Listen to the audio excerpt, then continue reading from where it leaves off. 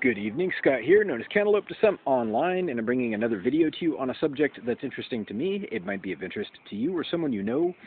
And I just watched a video on YouTube, and I want to react to it and comment on the video itself. It is an interviewer man going through the Utah State University Library asking men and women alike the same question, whether or not they believe men and women can just be friends. He got a very consistent set of responses from each man and each woman, which differed between men and women at this location. I want to mention a couple of things. So to review that video, and I'll link it in the description below, you should watch it, check it out for context. I want to just mention a couple of things that he failed to mention in his video.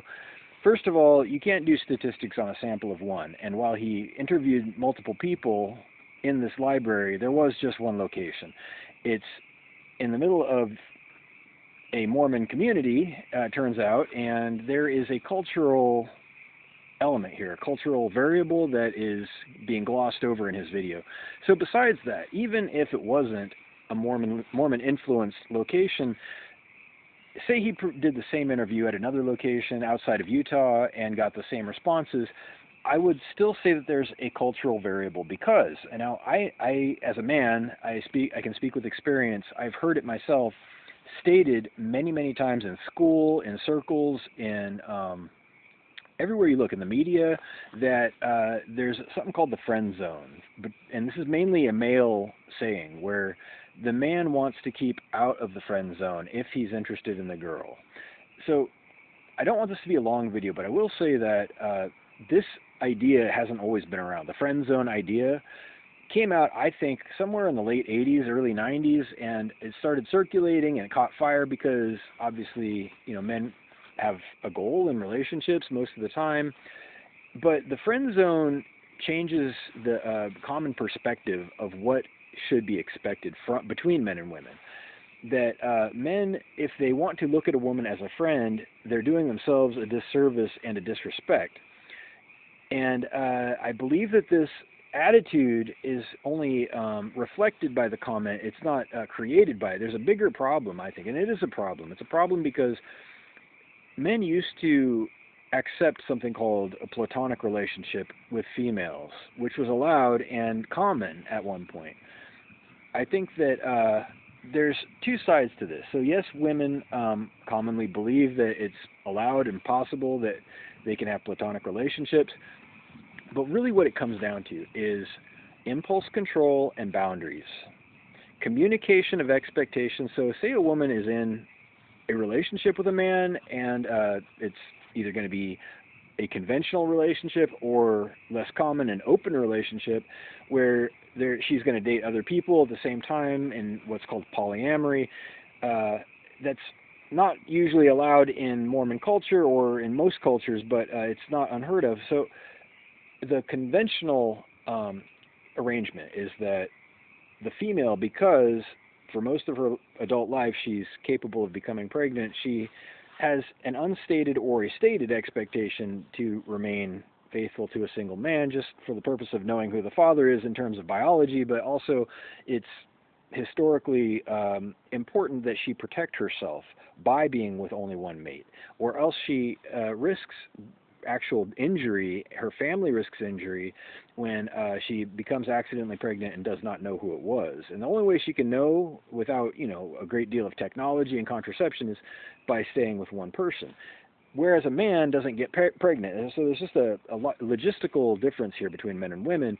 So there's a different behavior that emerges, right? So men don't necessarily have the same problem of getting pregnant. They don't have the same requirement to stay with a particular person, which has caused them to evolve differently and have different, you know, natural roles, but nobody has to necessarily abide by those. You know, there's no, you know, prescription, no expectation, especially considering that everybody's empowered a little bit by contraception in modern times. So anyway, I digress, but back to the subject. Men and women being friends. I mentioned that it comes down to impulse control, communication of expectations, and the agreement if there's already a relationship, right? So speaking from personal experience, I would not date a female if she was dating other men. And I'm going to assume that if she's spending quality time with other men, even as friends, that constitutes dating. And my opinion also is that that's the main thing in a romance, the quality time. It's not penetration. No, it's not having sex. It's not being physically intimate necessarily. It's mostly about the bigger picture. There's a bigger relationship, if you're doing it right, that includes sex, but is mainly about the quality time. And I've talked about this in many of my videos. So if she's just doing quality time, that's almost as bad as like marrying another dude on the down low. That's an affair, if you ask me. So anyway, she's free to do that. Any woman is free to do that. I would never try to bind her. And I honestly believe that if you love someone, you should first set them free, show them the exit. That's what I do. I say, hey, look, you want out? There's the exit. You're free to go at any time, and I will never block you. I will try to talk you out of it, but I will never actually impede your exit. But don't look back. If you leave, if you want to hang out with that dude, by all means. If you cannot be away from your friends, by all means, if they're men, but we will not be together.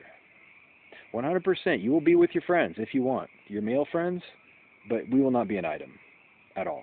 It's something I can stand by and communicate right off the bat. So you want to have female friends? By all means, hang out with them.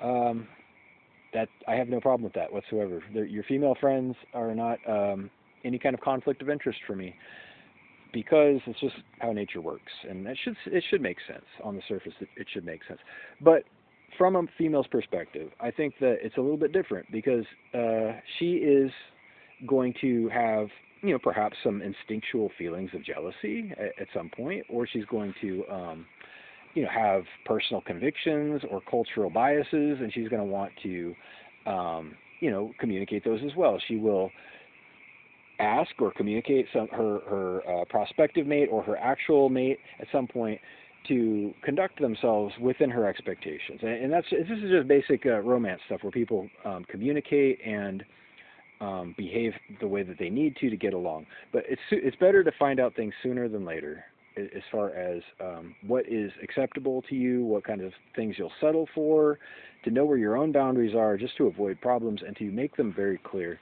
I find that the biggest problem in friendships and relationships is keeping people guessing.